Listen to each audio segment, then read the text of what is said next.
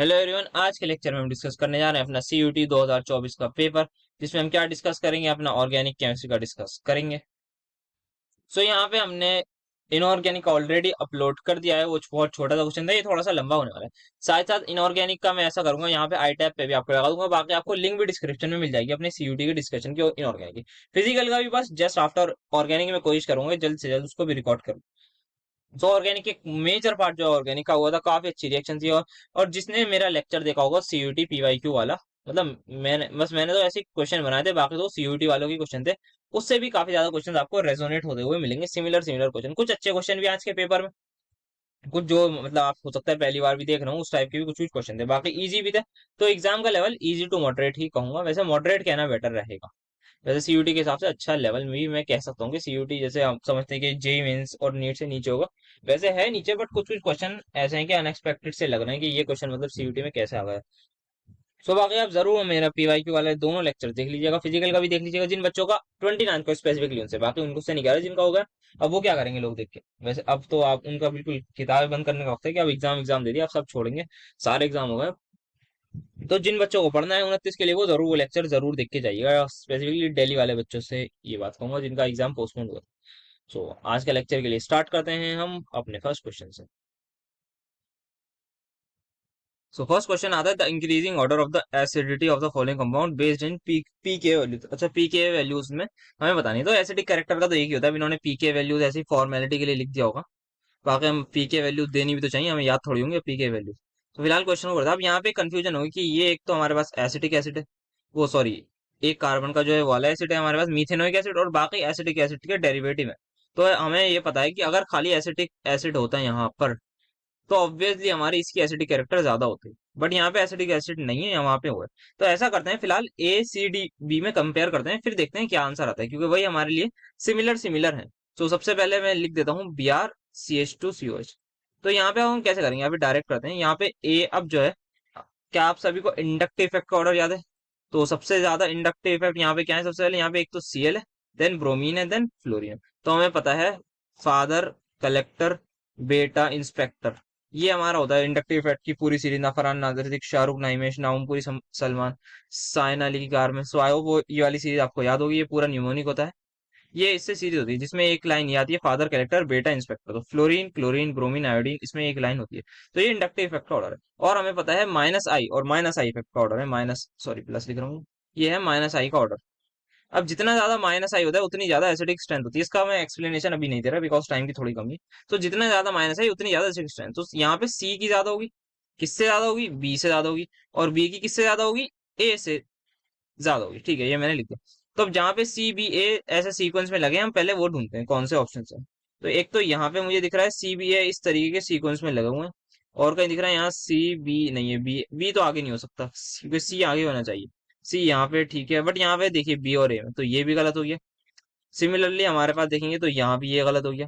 And यहाँ पर अगर आप देखेंगे तो यहाँ कौन आगे हो गया, यहाँ पे C सबसे पीछे हो गया। तो ये सारे के सारे गलत हो गए। इट मीन जो हमारा ये है ये मीथेनोइक एसिड HCOH, इसकी एसिडिक कैरेक्टर इन सभी से कम होगी, क्योंकि यहाँ पे बेस्ड ऑन पीके वैल्यू भी लिखा है, तो एक्चुअल पीके वैल्यू से हमें पता लगेगी क्या एक्चुअल एसिडिक कैरेक्टर होगा। बट यहाँ पे जो हम अपने आंसर को ला पा रहे हैं वो यही बता पा रहे हैं कि इसकी जो है इन तीनों से कम होगी। ऑप्शंस के थ्रू भी देख लीजिए। और वैसे भी क्योंकि इंडक्टिव इफेक्ट आ गया है, तो देयर इज अ पॉसिबिलिटी कि इलेक्ट्रॉन ज्यादा खींचेंगे। तो इलेक्ट्रॉन खींचेंगे, यहाँ पे कोई खींचने वाला नहीं है, यहाँ पे कोई है ही नहीं, बेसिकली कोई ग्रुप नहीं है। बट यहाँ पे तीनों में कोई ना कोई इलेक्ट्रॉन विथड्रॉ करने वाले ग्रुप्स हैं, दैट्स वाई इनका एसिडिक कैरेक्टर ज्यादा हो जाएगा एज कम्पेयर टू हमारे इसके। तो हमारा आंसर हो जाएगा एक ही जो ऑप्शन बन रहा है, that is option number first. तो यहाँ पे इन भाई ने भी, जिनसे जहाँ से मैंने PDF लिया, उन्होंने भी यही कर रखा है, तो उनका भी सही आंसर हो गया होगा शायद। बाकी let's see.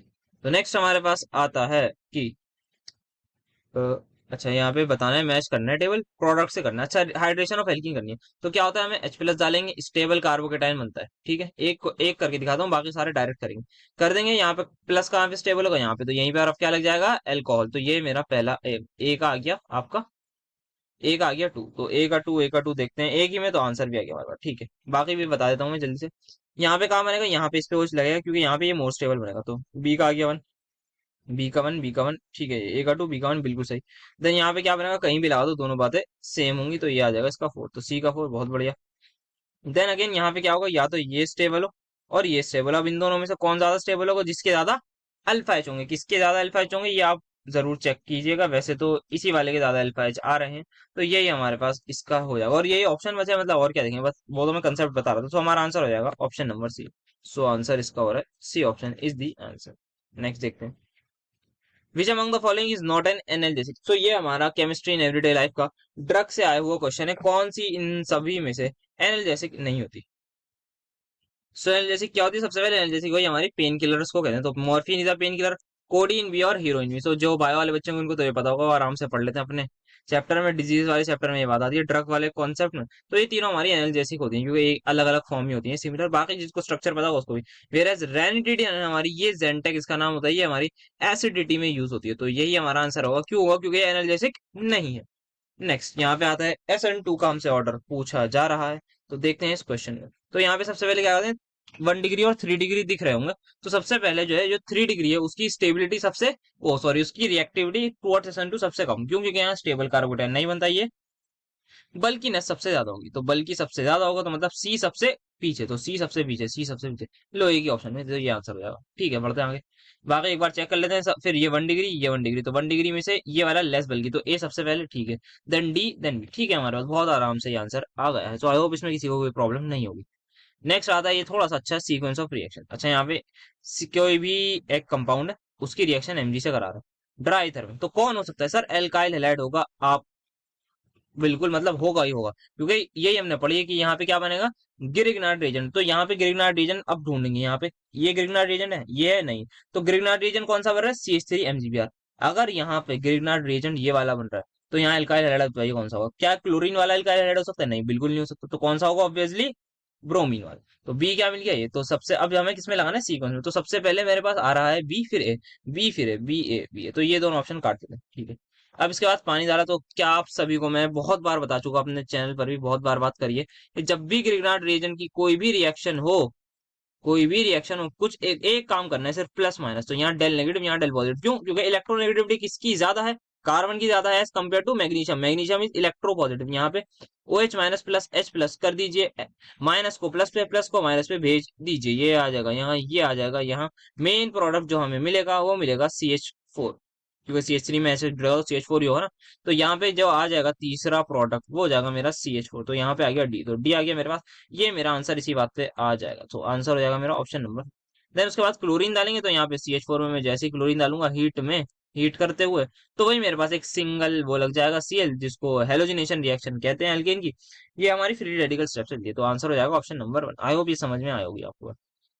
Next, reaction of aniline with Kong HNO3 and concentrated H2O। जिन बच्चों ने भाई वो लेक्चर देखा होगा, कौन सा वाला, CUET प्रीवियस ईयर क्वेश्चन, मैंने दो वो बनाए थे, जिसमें ऑर्गेनिक वाले पार्ट में, एक किसी भी पार्ट में ये बात मैंने बताई थी, कि यहाँ पर जो है मेटा प्रोडक्ट बनता है, और मेटा प्रोडक्ट की मैंने परसेंटेज लिखवाई नहीं थी, बट इतना मुझे याद रहा है कि मैंने बोली थी कि वो 47% लगभग बनता है। और मैंने बट ये भी कहा था कि ये शायद नहीं आए CUET में, क्योंकि नीट लेवल पर बात आ जाती है, नीट जेई पर। बट यहाँ पे इन्होंने पूछ लिया है, और वो लेक्चर आपको मैं कोशिश करूंगा आई टैब पे, वरना लिंक आपको जरूर उसकी डिस्क्रिप्शन में मिलेंगी, दोनों PYQ के लेक्चर से। उसी में मैंने ये बात बोली थी, और यहाँ पे मैंने एक क्वेश्चन भी करवाया था। तो यहाँ पे जो 47% बनता है, वो बनता है मेरा मेटा। 51% मेरे पास बनता है पैरा। ऑर्थो मेरा लेस बनता है, ये बात ध्यान रख लीजिएगा बस। तो यहाँ पे फिलहाल के लिए आंसर ये हो जाएगा, 2 4 नहीं होगा। सो आई होप, और ये भी बताया था मैंने क्यों बनता है, क्योंकि यहाँ पे जो है एनिलीनियम आयन की सॉल्ट बन जाती है because of acidic medium, and we all know aniline is basic due to its lone pair. So ये बातें आई होप आपको समझ में आ रही होंगी, वरना जरूर लेक्चर देखिएगा। जिनका एग्जाम हमारा आपका वो है ना, कौन सी मई, जिन बच्चों का एग्जाम पोस्टपोन हुआ है, जरूर ये वाली वीडियो देखिएगा, CUET PYQs पे मैंने डाली है। नेक्स्ट देखते हैं क्वेश्चन। यहाँ पे आता है बेसिक स्ट्रेंथ का क्वेश्चन। तो इसको करने के लिए ये जो भी ऑर्डर वाले ना, इनको एक चीज बताता हूँ। तो सबसे कम देख लो भाई किसकी होगी, सब या सबसे ज्यादा क्या होता है, 2 डिग्री होते हैं, ठीक है, ये बात हमें पता है। सबसे कम इसकी होगी obviously, because it is aromatic, क्योंकि यहाँ पे जो लोन पेयर है वो रेजोनेंस में इन्वॉल्व होगा बेंजीन रिंग के साथ। तो ये सबसे पीछे आना चाहिए, तो सबसे पीछे, हाँ ये आ सकता है आंसर। और तो इसको हटा दिए, ये हटा दिया, ये हटा दिया, ये भी हटा दिया, तो ये आंसर मिलेगा। बाकी एक बार देखते हैं। तो सबसे ज्यादा क्या होगा, 2 डिग्री होगा, क्योंकि हमने पढ़ा है बेसिक स्ट्रेंथ का उधर ओवरऑल। तो उसमें जो है 2 डिग्री सबसे आगे था। 2 डिग्री, देन 3 डिग्री। 3 डिग्री क्यों है यहाँ, 1 डिग्री क्यों नहीं है, बिकॉज यहाँ जो सब्स्टिट्यूएंट है वो है इथाइल। और अगर मिथाइल होता तब मेरा 1 डिग्री आता। आई होप ये भी बात आपको पता होगी कि अगर हमारे पास जो जैसे 1 डिग्री या 2 डिग्री होते हैं, तो जब हमारे पास अगर ग्रुप मिथाइल है, मिथाइल क्या होता है CH3, तब मेरी 1 डिग्री की ज्यादा होती है बेसिक स्ट्रेंथ, अदरवाइज मेरी 3 डिग्री की ज्यादा होती है, किससे 1 डिग्री, बाकी हर दोनों केस में 2 डिग्री सबसे आगे ही रहता है, तो 2 डिग्री यहाँ भी आगे वैसे भी आगे रहता है। और ये तो हमारे पास सबसे पीछे ही रहेगा बिकॉज एरोमेटिक है, तो यहाँ पे जो है बेसिक कैरेक्टर हमारा डिक्रीज होगा ही होगा बिकॉज लोन पे रेजोनेंस में इन्वॉल्व है। सो यहाँ पर आंसर हो जाएगा, that is option number. Next question देखते हैं, एक छूट गया, हाँ। तो which of the following will give Hell Volhard, अच्छा Hell Volhard Zelinsky reaction. तो ये यहाँ पे बहुत ही ज्यादा फेमस रिएक्शन है जिसको हम कहते हैं HVZ। तो ये HVZ रिएक्शन है, बच्चा बच्चा जानता है इसको। कौन देते हैं ये लोग? Carboxylic acid. कौन से कार्बोक्सिलिक एसिड? जिनके पास अल्फा H होता है। ध्यान रखिएगा, ये फॉर्मिक एसिड भाई साहब नहीं दे सकते, ये भी नहीं दे सकते, ये भी नहीं दे सकते, सिर्फ और सिर्फ ये ही साथ दे सकते हैं because this is my alpha H, यहाँ पे आप सभी को दिख रहा होगा आंखों से। तो ये हो जाएगा, ठीक है। नेक्स्ट देखते हैं अगेन एसिडिक कैरेक्टर का अच्छा क्वेश्चन। और यहाँ पे देख लीजिए सेम पैटर्न पर जो हमने पीछे करा था वही आया कि ये भाई ये दे दिया और बाकी तीन सेम दे दी। तो वो क्या करेंगे, फिर वही लगाते हैं भाई। अच्छा ये देखिए, ये और ये तो हमने पहले भी देखे। तो ये पहले वाले पहले से लोगों को पता होंगे कि भाई किसकी ज्यादा है, फ्लोरीन की ज्यादा है क्लोरीन से। तो फ्लोरीन की देखो किसमें क्लोरीन से ज्यादा है, एक तो इस ऑप्शन में ज्यादा है। अच्छा इसमें तो तीनों बन रहे हैं, तो इससे बात नहीं बनी। अब आते हैं अपने ऑर्डर पे। तो जो मैं ऑर्डर बोल रहा था माइनस आएगा, जो मैंने बताया ना फरहान, ये था NF2 था शायद, ना फरहान, फिर ना ऋतिक NR2, ना फरहान ना ऋतिक, शाहरुख ना हिमेश, ना ओम पुरी सलमान, ये होता था ना ओम पुरी, देन SO3H, फिर साइना अली की कार में साइना, फिर एल्डिहाइड। ये पूरा ऑर्डर होता था। फिर फादर कलेक्टर बेटा इंस्पेक्टर ये बहुत बाद में आते थे, ठीक है। ये पूरा ऑर्डर आया याद होगा। माइनस आई का नहीं याद तो भाई याद कर लो, एग्जाम आने वाला है, आप कब याद करोगे आप लोग। तो माइनस आई का ऑर्डर याद कर लीजिए। इसमें जो है आप सभी लोग देख पा रहे होंगे NO2 काफी ज्यादा पहले आ रहा है। किससे पहले आ रहा है? Fluorine chlorine bromine iodine. तो क्या NO2 का क्या ज्यादा होगा? माइनस आई ज्यादा होगा। अगर माइनस आई ज्यादा हुआ तो एसिडिक स्ट्रेंथ जिसमें भी ये लगा होगा उसकी एसिडिक स्ट्रेंथ ज्यादा होगी बिकॉज माइनस आई के डायरेक्टली प्रोपोर्शनल है। कब बताया? अभी पीछे तो बताया जरा सी देर पहले।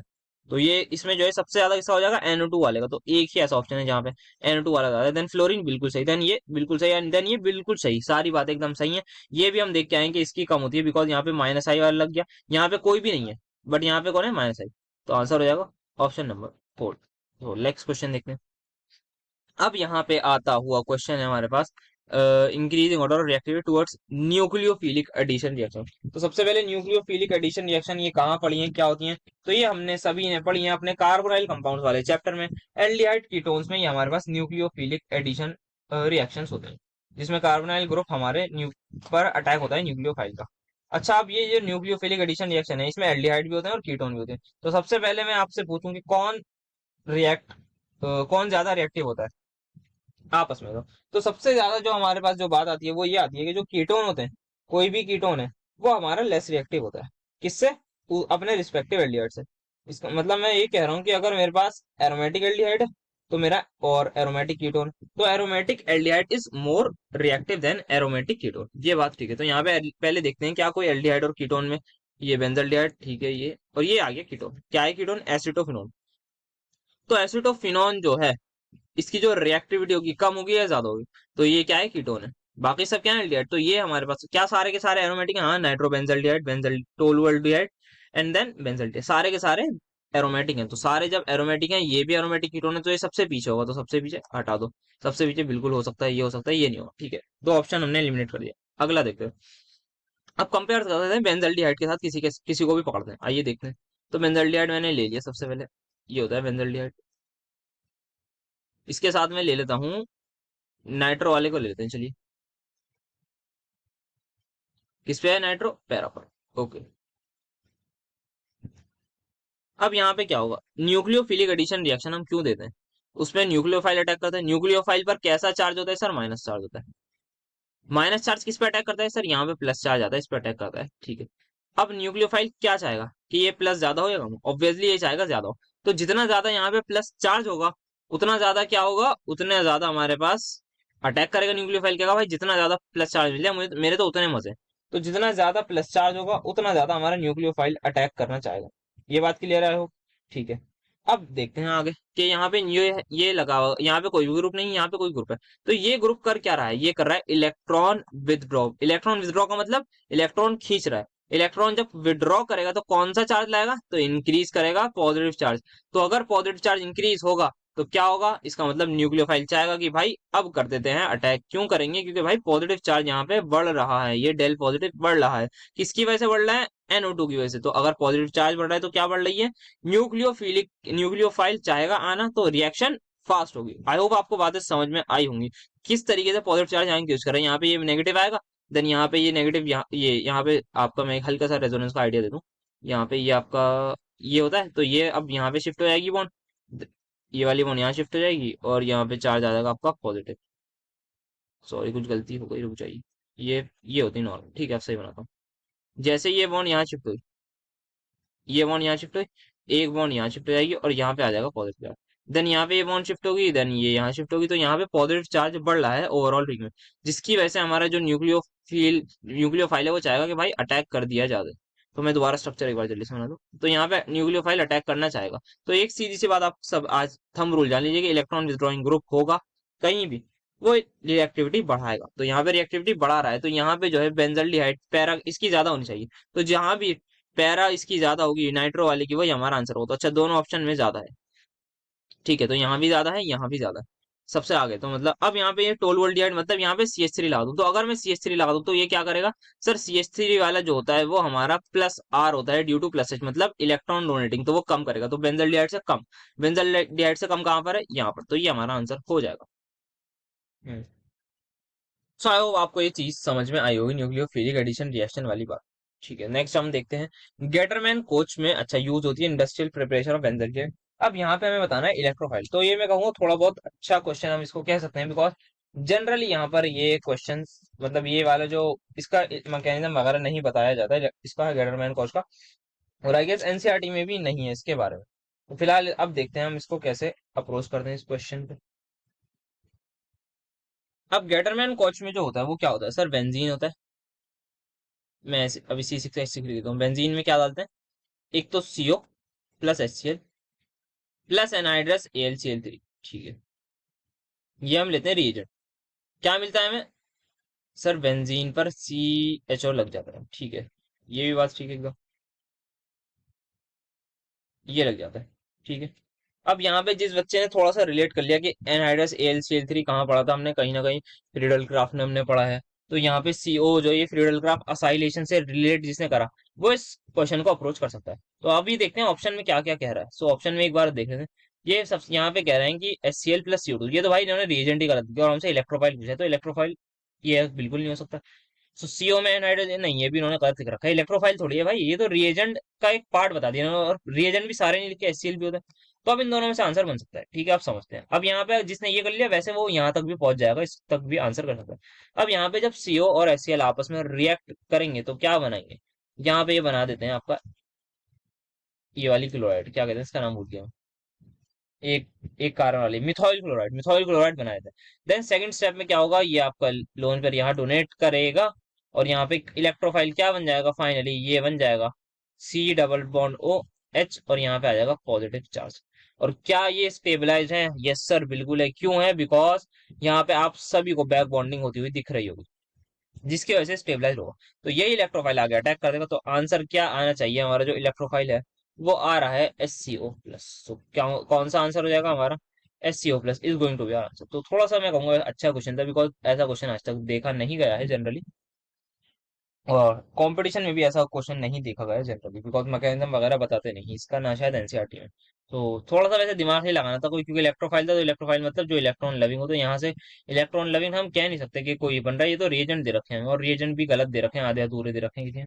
फिर यहीं तक खेल बचा था, तो यहाँ तक तो इतना अंदाजा लग जाता कि बेंजीन पर CO लगा है, बेंजीन पर SCO लगा। तो ये बेंजीन पर HCO लगा है, क्यों, क्योंकि भाई ये देख लो SCO ही तो ये एक H और एक कार्बन है।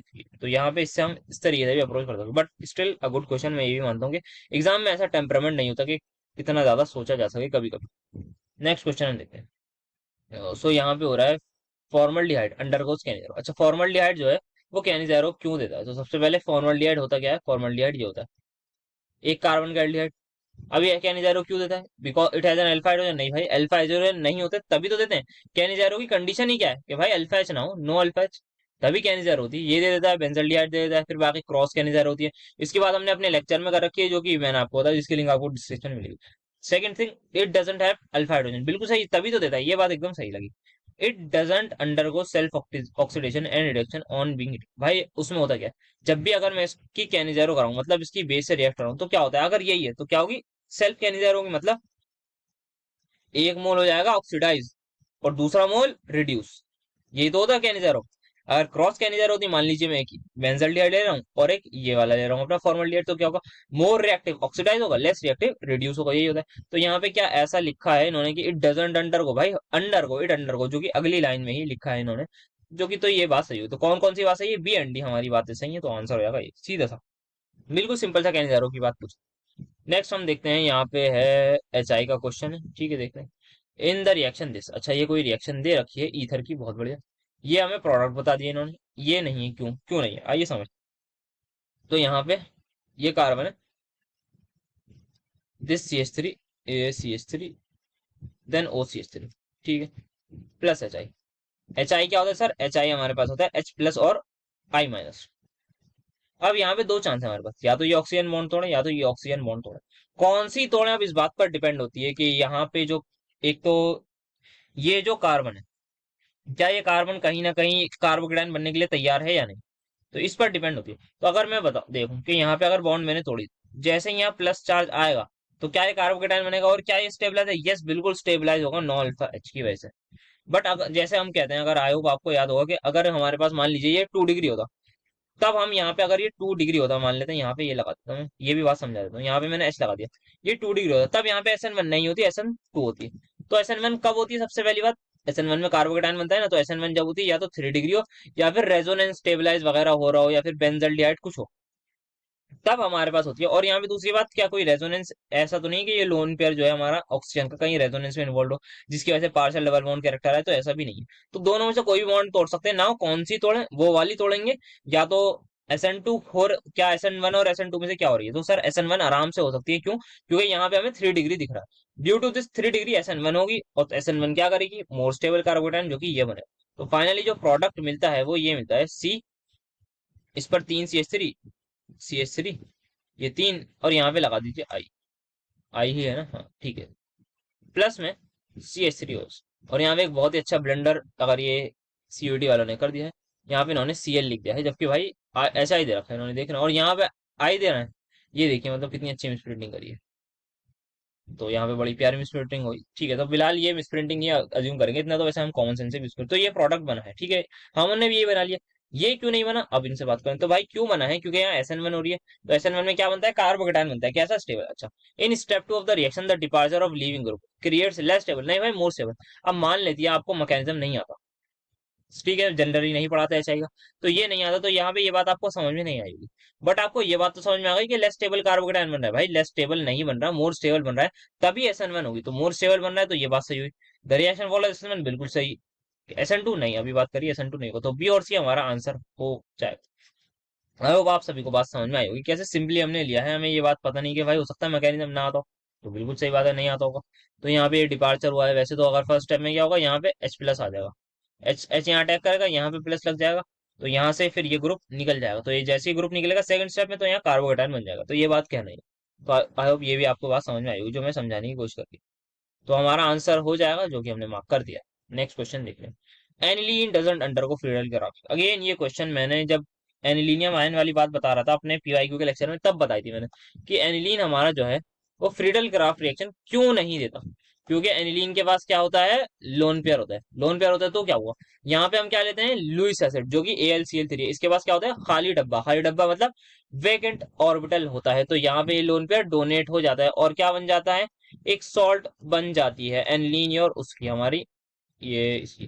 तो यहाँ पे एनिलीन ने लोन पेयर डोनेट करा है, तो एनिलीन पे क्या आ जाएगा सर, पॉजिटिव चार्ज। AlCl3 ने एक्सेप्ट करा है, तो यहाँ आ जाएगा माइनस चार्ज, ठीक है। अब देखते हैं, तो सबसे पहले पॉइंट हमारे पास आता है, इट फॉर्म्स इट्स सॉल्ट, बिल्कुल सही बात है, तो ए सही है, तो बी यहाँ पे, तो ये ए इसमें नहीं है, तो ये आंसर नहीं होगा। अब यहाँ पे nitrogen of aniline acquires negative charge, क्या यहाँ नेगेटिव आ रहा है, नो सर पॉजिटिव आ रहा है, तो बी हटा दीजिए, तो बी को यहाँ से हटा दो, बी को यहाँ से हटा दो, आंसर ही आ गया, ठीक है। नाइट्रोजन एनिलीन, ठीक है, बिल्कुल सही बात है, तो ए और सी हमारे बिल्कुल सही हो। Nitrogen act as deactivating group in the further reaction, बिल्कुल सही बात है, क्योंकि आप सभी को ये भी पता होगा, जब मैंने कॉन्सेंट्रेटेड H2SO4 वाली ओ HNO3 वाली बात करी, तो यहाँ एनिलीनियम आयन बन जाता है, यहाँ पे प्लस चार्ज आ जाता है, जिसकी वजह से ये हमारा मेटा डायरेक्टिंग बन जाता है, मतलब डीएक्टिवेटिंग बन जाता है। ये बात बिल्कुल जायज लिखी है, एकदम सही बात लिखी है, तो हमारा आंसर हो जाएगा A C D। I hope ये बात भी आपको समझ में आई होगी।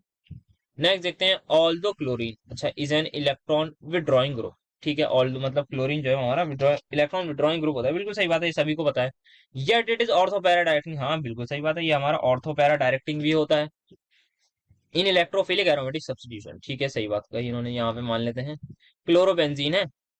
अगर मैं इसकी रिएक्शन करा दूं, किससे कराऊंगा आप बताओ, ऐसे नाइट्रेशन करा देते हैं कॉन्सेंट्रेटेड, मतलब NO2 लिखता हूँ खाली, NO2 प्लस से कराते हैं, मतलब ये जो इलेक्ट्रोफाइल बनेगा, तो यहाँ पे जो है पैरा प्रोडक्ट मेजर बनता है, क्यों बनता है, ऑर्थो पैरा डायरेक्टिंग होता है क्योंकि।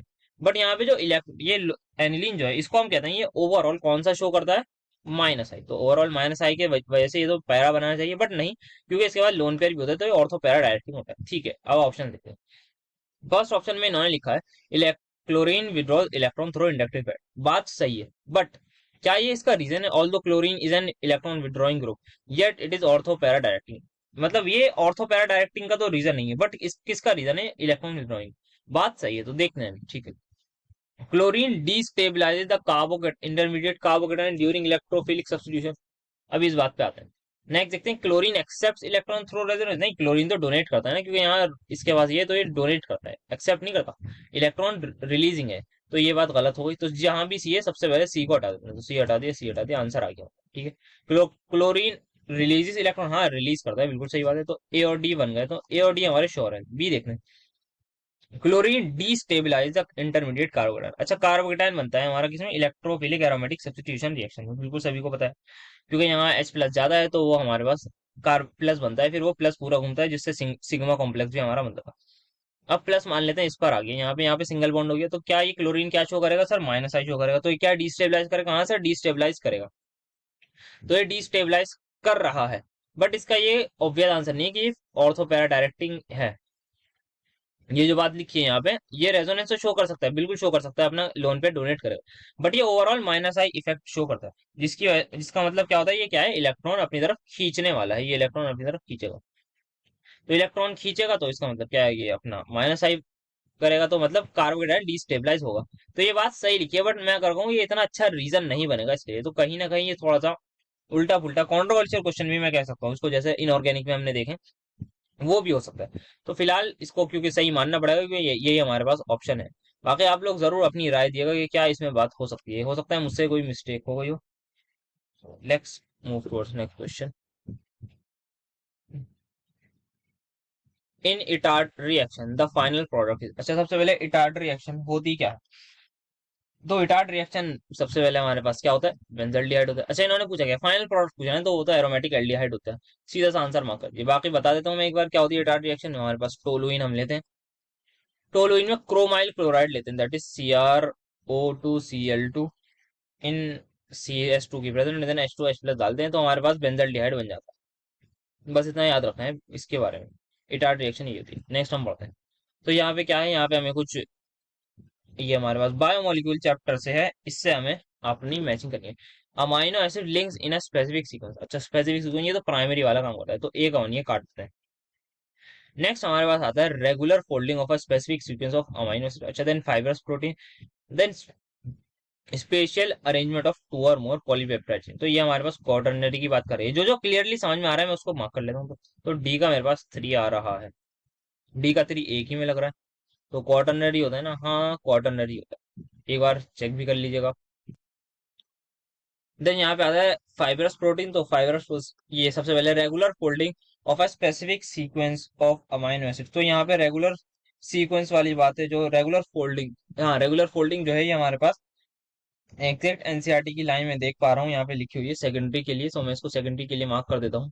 देन फाइब्रस प्रोटीन हमारे क्वाटरनरी स्ट्रक्चर होते हैं, ये लिखा हुआ नहीं है, बट यहाँ पे ये है कि यहाँ पे हाइड्रोजन बॉन्ड भी होते हैं, डाइसल्फाइड बॉन्ड्स भी होते हैं, तो ये सारे के सारे जनरली बॉन्ड्स जो होते हैं ये हमारे टर्सरी स्ट्रक्चर में आ जाते हैं, तो इसका आंसर ये सॉरी इसका ये हो जाएगा मेरे पास, सी का 4th। ठीक है, सो यहाँ पे हमारा क्या हो रहा था, डी का मेरा सबसे पहले हमने क्या देखा था, सबसे पहले ए का वन, तो ए का वन हमारा ये 3 मार्क हो गए थे, ठीक है।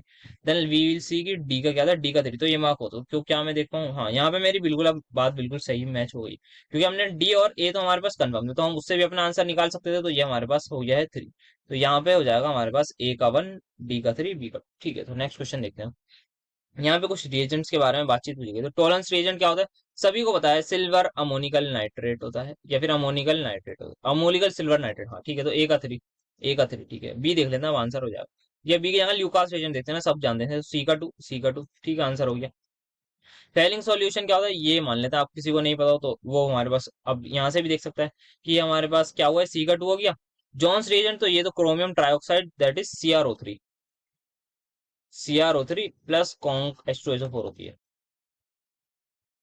जोन्स रीजन, तो बी का आ जाएगा 4, तो बी का आ गया 4। देन हमारे पास फेलिंग सॉल्यूशन, ये रॉचेल सॉल्ट, ये बेसिकली जो सोडियम, इसमें दो होती है, फेलिंग सॉल्यूशन है, फेलिंग सॉल्यूशन भी, जो सोडियम पोटेशियम टार्टारेट होती है ना, उसको हम कहते हैं, क्या कहते हैं, ये फेलिंग सॉल्यूशन बी को हम कहते हैं sodium potassium tartrate, that is Rochelle salt.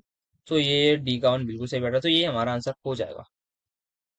Next हमारे पास आ रहा है स्वार्ट्स रिएक्शन, तो यहाँ पे मैचिंग है। स्वार्ट्स रिएक्शन क्या होती है, सभी को पता होगा कि फ्लोरो एल्केन बनाने वाली होती है, तो फ्लोरो एल्केन ये हमारे पास 3 हो जाएगा, तो ए का 3 सही है ना भाई, हाँ ये आंसर हो गया, मतलब पक्का ये होता है ना, हाँ, यही होता है मेरे साथ। फिंकलस्टीन, देन फिंकलस्टीन में क्या होता है, वुड्स देख लेते हैं, डी का 2 हो जाएगा वुड्स, तो डी का 2, ठीक है, डी का 2 है यहाँ पे, तो ये बिल्कुल सही चाह रहे हैं मतलब।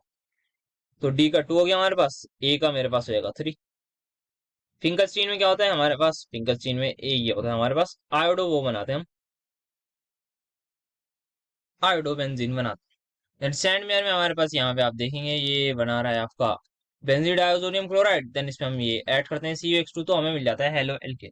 तो ये हमारी सैंडमेयर रिएक्शन हो जाती है। तो आप देख पा रहे होंगे ये नेम रिएक्शन का question from haloalkanes and haloarenes कितनी ज्यादा इंपॉर्टेंट हमारी नेम रिएक्शन है। तो वैसे तो आंसर हमारा आ ही गया था, तो यही आंसर हो जाएगा।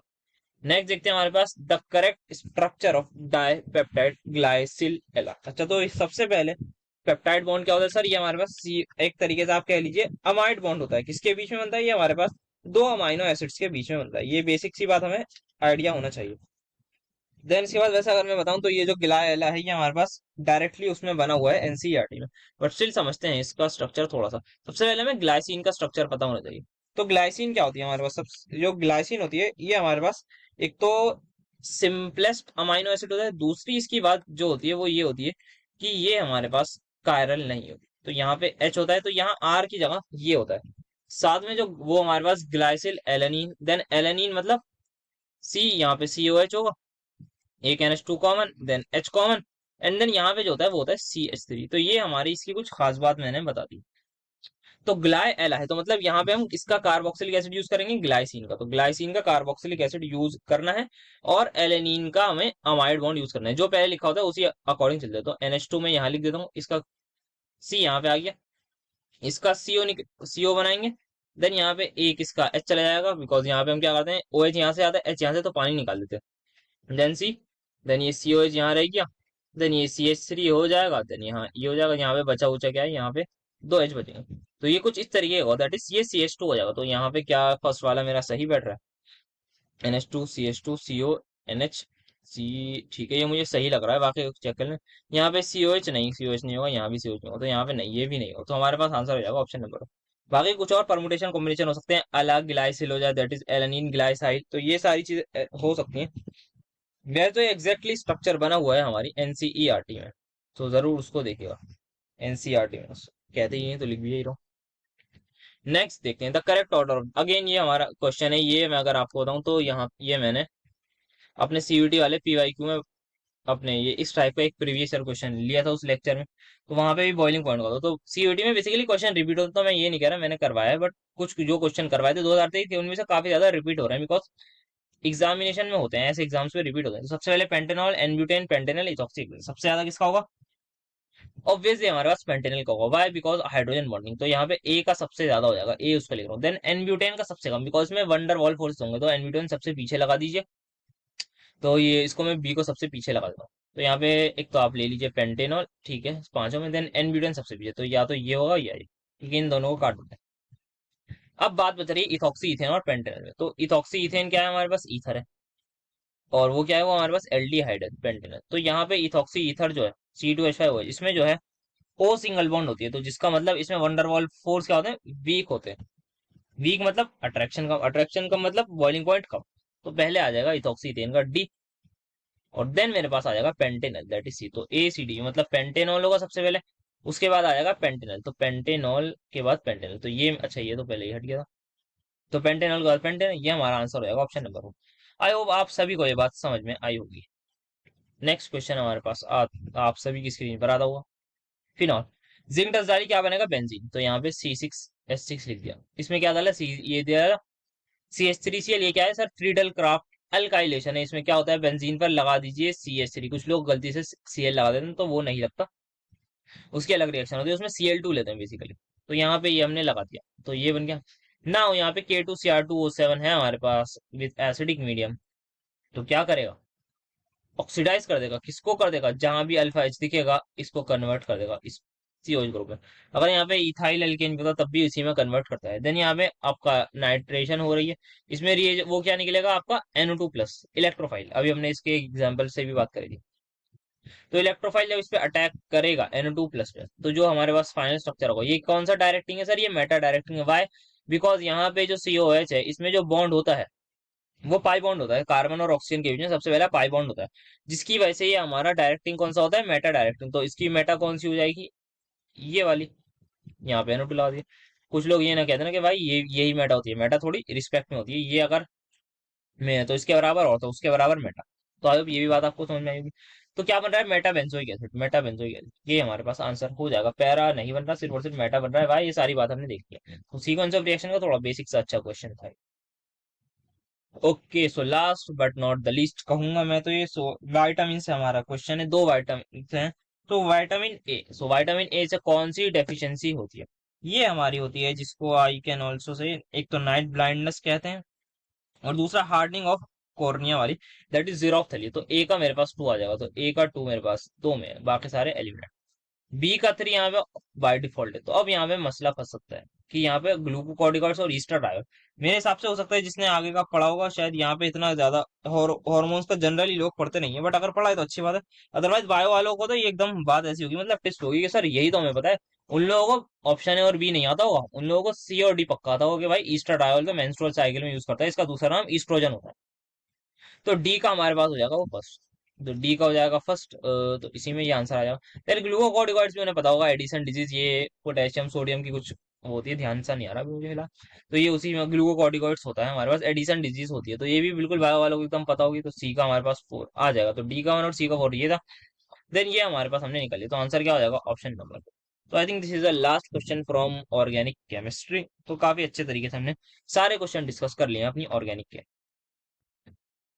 So that's it for today. अपना ऑर्गेनिक का डिस्कशन हो गया है। इनऑर्गेनिक का ऑलरेडी अपलोडेड है, फिजिकल का जल्द से मैं लाऊंगा बहुत जल्दी।